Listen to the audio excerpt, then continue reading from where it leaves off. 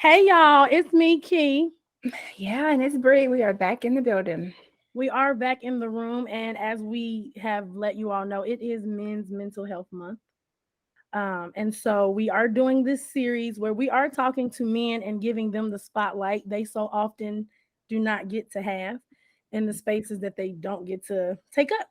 Definitely. So today we have a great special guest. Um, his name is Atlas. I have been following him and his poetry for a while. He's really good. Y'all should definitely check him out in the show, and he can tell us about that later if he has any coming up. But today we're going to kind of get into his business as a man in society. We talked last week about What is? men just taking a pause for the Yeah. cause as far as being able to recognize their need for health in any sort, emotional, mental, Yeah. and not just being the stereotype provider and leaving themselves as a person out. So this week we kind of wanted to focus more on what is it like being a man in society and the mental struggles that come with that, since it is Men's Mental Health Month. So we are going to get into all of those things. Bree, did you have anything to add to the people before we harass him? But not harass him. That's I awful. mean, you like I'm harassing you, so I feel like he might feel like I was harassing You're him. right. You're right. I'm glad we get to pass it around to other people this time. Y'all are funny. Correct. But no, I'm Oh, super excited, Alice. I'm so glad you decided to do this with us. And I think it's gonna be great. I'm definitely looking forward to it. It's a pleasure and an honor. so before we get into your business as a man, do you want to tell the people a little bit about you? Yes. So I go by Atlas. I'm originally from Staten Island, New York. I grew up a lot of different places. So I moved around a lot when I was younger. I lived in the DMV. I lived in Texas. I lived in Cleveland. I lived in Erie. I lived in, dang, I fled pretty much all of the East Coast.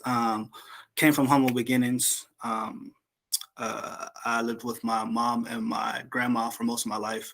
I met my dad when I was like 13. And I think 2 years after living 2 years after meeting my dad, I ended up moving in with my dad.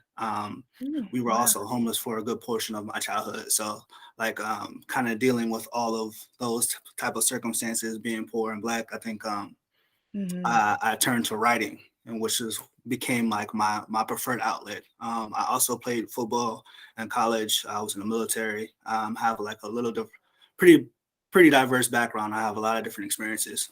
But yeah, I turned to writing as my preferred method of expression, and it's kind of helped me find myself. And I write because it is how I kind of make sense of the world, but also how I kind of talk to myself. I feel like because how you mentioned in the beginning, like there's not a lot of spaces where men can take up and be whole or be fully themselves. I feel like a lot of places were either showing up fragmented, not just men in general, but I think just humans, right? We show up fragmented in different places because we're afraid of people seeing Yeah. us for ourselves, right? Because we're afraid of, our old experiences have taught us that if we show up wholly or fully, like people will either make fun of us, belittle us, or we won't be seen how we want to be seen. And I think that with poetry, it was able for me to kind of just, you know, become not necessarily unhinged, but let's like release like any type of like, you know, expectations of how people thought of me. I was able to kind of just express myself fully. And then eventually I got the courage to kind of really, share this part of myself to the world. And then I became more and more comfortable, and then it became like almost like a necessity. So Mm. Yeah. I get that though. Like being in these foreign spaces, even if it's your dad, and still feeling like um, I don't know how to move in this space, so I'm going to move mhm, how everybody else is moving. And right, that feels comfortable and that feels like me. So I think exactly. even in our performances, we still pick up pieces of us that we then maybe add into who we are later on in life. Mhm. I think that my relationship with my dad then grew. Um, we were able to kind of form a bond. Mhm. But initially, like I was just, I don't know. I was just trying to figure it out. And but one thing I will say that about my dad that I really truly appreciate is that he was very, very open to um speaking about how he felt about the things like he took accountability for like not being there when I was younger, which I truly Mm. appreciate. And then the conversations we would have about um what are you like, what do I want to do? And he would ask me that question, and I'm like, I have no idea. Like, I don't even know who I am. Like, but one Yeah. thing we really bonded out over was sports. So before I liked writing or sports, like I would go to the basketball court constantly, and we would just bond over that. Like, and he played football in college, and he was a really, really good athlete. We would play ball together. So like over sports, we would just talk about anything, and that really kind of helped me find like a sense of belonging. Like it was like Mm. a relationship that I knew I needed at the time. I just didn't know how to go about it. And him being open and vulnerable about his past traumas and past relationships and how he got to the point of where like of why he wasn't there. He explained that to me, and that was something that helped me kind of bring us closer. So Mm, Mm. that's awesome. I love that. I Because do too. how many men like do not get that from an absent father for so many years? You know? countless. Yeah. Mhm, Yeah. And I even think just it's from other great. men, Mhm. like the vulnerability about it. mhm. That's the word. That's the word. Because I think sometimes men don't feel safe to feel vulnerable. Yeah. And so as I was listening to you, I was wondering, I'm like, are there things that make it harder for you to acknowledge your own vulnerability just because of your gender? Like, Mhm. Mhm. does that get in the way, even though you're doing all this growing? Like, does that still come up for you as a Oh, man? absolutely. I think that, and I think that in intimate moments with the opposite sex, opposite gender, I think that that is something that is ex- difficult to because again, I haven't always had the best relationship with women. The first person who heard me was my mom. So I think that, and acknowledging that. So it's like when I'm in those intimate spaces, I don't. It's like it's hard. Am I going to be vulnerable and allow this person to maybe throw it up in my face later? Because that has happened. Mm. Am I going to be vulnerable and then be made a mockery of because I'm vulnerable? Because you never know. And I think that kind of discernment with when it comes to like who's not necessarily worthy of being of seeing this part of me, but who knows how to handle that part. Because I feel like Ooh. in my experience, and again, it's just my experience, I think that um, there's women who say that they want men to be vulnerable, but they don't. When they are vulnerable, they don't know how to handle that. It's like, or it's too tough or the pain is too much. It's like I don't know what to do with that. And then and like the situation, what is supposed to be like the guy opening up, and then it becomes like almost like he's passing his heart, and it just gets dropped, and it's like oh. So I think that that is has happened that and not just in my experience, but also just in conversations that I've had with other men. I think but I think ultimately, when it comes down to being vulnerable, I think that men in general do have a tougher time just because, again, how Yeah. society is ran, right? There isn't a lot of safe spaces for men. And when men are open and vulnerable about how they feel, right, it's either being a punchline, it's a meme, it's a joke, um, or it's not taken serious. So even like Michael B. Jordan, for example, right, he broke up with Lori Harvey. And That was Yeah. so heartbreaking. I no, I know. felt I so was rooting bad for for him. him. I was rooting for him. I was rooting for them, right? He Same. wanted the, or this is what we're told, right? Because we don't know, right? Again, this is all Mhm. speculation because we're not in their business. We don't really know. Right. So they, well, they broke up because again, this is what we're told, right? He wanted to, have her as a wife or whatever, and she didn't want Mhm. that. So he's out in public, right? And then you can see he's not all the way there. But again, if you scroll down on Twitter, if you see on social media, people are making fun of him. People are like making light of that situation. Wow. So I think that when it comes to like men's pain, or just even relationships, and like even in my past relationships, like there's women who didn't really believe that like men cry, or like men are men have these soft emotions, because again, Yeah. how society is, or what society taught us, or also from their own experience. But yes, we do cry. We do feel bad, we do hurt, we do feel pain. Yeah, I think that makes us human. I think everyone Mm-hmm. does that, but I think that just because our society shows men, it's you don't really get to see that. Mhm. Okay. So I heard you say experiences like, being vulnerable with women and the memes. Yes, Mm-hmm. I see them and I think they're hilarious, but for a different reason. Uh, but for a whole different reason than probably why they built it. But I guess I'm wondering if you had to, we're women, right? So Right. if you had to tell women how they could be of more support in a mental aspect of a man's mental health Mm-hmm. in society, whether that's women you date, female friends, moms, sisters, etc., etc. What is something that you feel like they should know? I think that again, from only my experience, right? Because I Right. only control my experience. I'm not here to speak for all We're men. not gonna hold you accountable for Yes. nobody else. I'm not Come here on, accountable for disclaimer. nobody else. I think listen to understand. I think that from Mm. my experience, uh there's if I say how I'm feeling, there has been women who try to tell me that that's not how I'm feeling, as if I don't Oh, have I hate ownership that. or authority over my own body and my feelings. Like, no, I know how I feel. You just don't Yes. think I do, right? Say But I'm ownership. telling you, Yes. so I just want you to listen, right? And also, if Mm-hmm.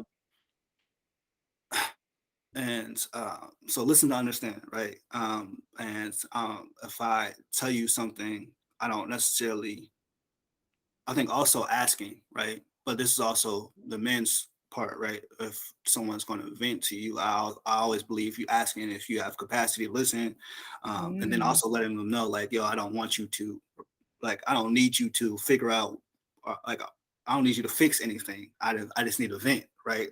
I think that's Yeah. also something that the person who either is venting needs to say, or the person who's listening. So like active listening, right? But also not always having an answer. I don't need an answer. There's things that I need to figure out myself, right? But at the same time, just allow the space to Yeah. sit with me while I try to figure this out. Just give me your ear, right? You don't have to give me an answer. You don't have to fix me. I'm not need of your fixing, right? Yeah. This is something that I Mm. need to do myself, but just listen. I think that, and also I think for me, I like to sit in silence, and I know that for some people that's kind of uncomfortable, Mm-hmm. especially if I'm going through something. So I might not always have the words to say um, in the moment. I rarely like to talk in the moment, just because it's hard to really kind of process everything I'm thinking, and I'm really in my head all the time. So uh, if you're able to sit with silence with me, then we're cool, because eventually I'm gonna say something. I'm like, I need a vent, but I need to process what I'm thinking right now. So just sit with me, and we don't. There, I hate how like sitting in silence is. I feel like it's almost like a lost art, and I feel like that is extremely intimate too, as well, right? Mm-hmm. Not being able to Yeah. not just fill up words or fill up space with meaningless words, right? Just sit with me, and then when I'm ready, I'm either going to unload or I'm gonna let you know, like, yo, this is really bothering me. But I think those three things. So listen to understand. Don't always have an answer. I'm not asking you to fix me. And then three, sit in silence. So I think Mm. those three Mm. things are, I think, a start. Okay. Those are great. That I second one, it know. was shocking. I shouldn't say shocking, but it's interesting for you to say, I don't need you to fix, because I think that often we look that is a man type of thought Mhm. of like fixing things a lot of Yeah, times. Like men want to fix stuff. And so if you bring a man a problem, he gonna be like, here's the solution. He's not here to just exactly. listen to you process it. Mhm. So when you said that, I was like, that's a whole different narrative than I think most women are used to hearing because they're normally on the other side, right? Like somebody just Mhm. trying to fix it. And so you learn that, right? Even as a Right. kid, daddy fixes stuff in the house, daddy Mhm. fixes stuff. When you go to daddy, it's for a solution. It is Right. not to just be sitting here and like For venting. support. Yeah. Yeah. Mhm. And so I think that is a major one. That was it was nice to hear that. Mhm. Right. I think that when we and again, right, I feel like that's also part of like the gender constructs within the relationships, right? For some people, like daddy wasn't the fixer, daddy wasn't even there, right? Mommy was the fixer too. Mm. So I think that Mhm. um and that's also learned behavior too. When you want to help somebody or when you love somebody, right? You're gonna you're gonna listen, but you also want to either throw out a solution or like give some sort of things like, no, no, no, no, no, no. Don't give me no solution. I don't need you. This is my issue. Just listen. You know what I'm saying? So Okay. Okay. I like that. Do you find it hard to mentally express yourself with your male friends and family? mm, no, at all, actually. I think Mm, I'm blessed to have a great group of friends who literally are one of my safe spaces. If not, I feel like I can talk to my dad about anything, literally anything. We've talked about anything, everything. And also I have a group of like, I want to say like 12 friends. I think I'm really, really blessed. I feel comfortable enough to have these type of conversations. And we've Mhm. had these type of conversations and we've talked about what it means to be a man, right? What does it mean to fill these particular roles? What does it mean to perform? How do we interact with when it comes to um, relationships? We hold each other accountable if we feel like we've done something that was crazy, or I'll even ask like, yo, I said this, blah blah blah. I responded this way. Was that crazy? And people were like, yeah, you was out of line. You need to apologize. So it's like, but having that type of relationship is imperative. I will say that I Mhm. feel like that what I have though is special, and that a lot of men do not have that, and Mhm. it's becoming more and more apparent. I think when I perform, because some of the pieces that I perform are really, really like vulnerable pieces. Like I'm telling you my business, I'm telling you about this, and then seeing the men come up after me after the shows, like, yo, I've been feeling the same way, but I just don't have anybody to talk to. So Wow. I think that for me, no. okay. Other people, other men, absolutely, a Mhm. 1000%. And I think that Mhm. I'm not sure exactly why. Well, actually, I know exactly why, right? I know to some degree why, right? Society, but also I don't Yep. like. I think everybody's experiences is a little bit different. But for me, in my experience, no. But I also know that that is not the case for everybody. Mhm. And what do you I'm glad that you have the space and Mhm. I'm glad seems like you're kind of opening up the space for other men, Yeah. honestly, even if you Absolutely. may not realize it. But what do you think it would take for men to feel like their mental health was important enough to even go talk to a professional or somebody else if they don't have that in their circle? So I'm glad you said that, and I feel like when we say like therapy does work to a certain degree. Therapy works Mhm. with certain people, right? Yep. But also there has been cases, especially when it comes to Black men, where Black men's mental health and these therapy sessions do not is not taken, full account of, or it's not taken seriously. And Mm. you see that from hearing men talk about these experiences. Like, yeah, I went to therapy and it was actually one of the worst decisions of my life. I was like, oh wow. Oh my god. That is horrible. Because of like the therapist either mishandling their situation Mhm. or Ah. not taking Mhm. them seriously, right? Because again, right, even these therapists live in the same society where men are still are still Yep. not they don't have these emotions, they're not vulnerable. So um I think what it's going to take, one, I think it's a choice, right? But it also takes I think a certain level of awareness. Um And for me, what it took was for me to hit rock bottom a couple times. I think so. I was the first time I went to therapy, I was in grad school, and I had no, so I'm sorry. The first time I went to therapy, I was in the military, and this was um, after my grandma passed away. And so my grandma, most Black families, the grandma is the epic center, right? Hmm. If Absolutely. nowhere else, we going to grandma's house, right? And she gonna have a plate, she gonna have a spot to sleep, you know what I'm saying? So that was very much my experience. So when she died, it was like a piece of me died, right? My grandma raised me for most of my life. So that was something that rocked me. But also, um, I also had my niece and my nephew. So my sister was going through a struggle, and I took my niece and my nephew for about a year some change, and I went from being a bachelor to to having two kids, and that Mhm. was that was an experience for sure. I'm sure. That was definitely an experience, but I think I learned a lot about myself. I learned a lot about parenting, how expensive parenting is, how expensive childhood. Hey, hey. But so I think that that was one of the first experiences that I had with therapy. So I was like, I need to talk to somebody because this is a lot. Mhm. The second time I went to therapy was when my niece, my nephew, my mom, and my sister were staying with me. This was while I was in grad school. So I was in grad school, right? You talk about the men being the provider. I was Mhm. trying to fulfill this role, right? Knowing I didn't have it, knowing that I didn't even have the capacity, right? But this is what a man's supposed to do. So I had everybody this in my space. And my space was a 2 bedroom, right? Could you imagine 2 kids, my mom and my sister, and then me? And now I'm going to grad school, right? So Goodness. yeah, A lot. working, going to grad school and coming home and then still trying to so and I did that for a while.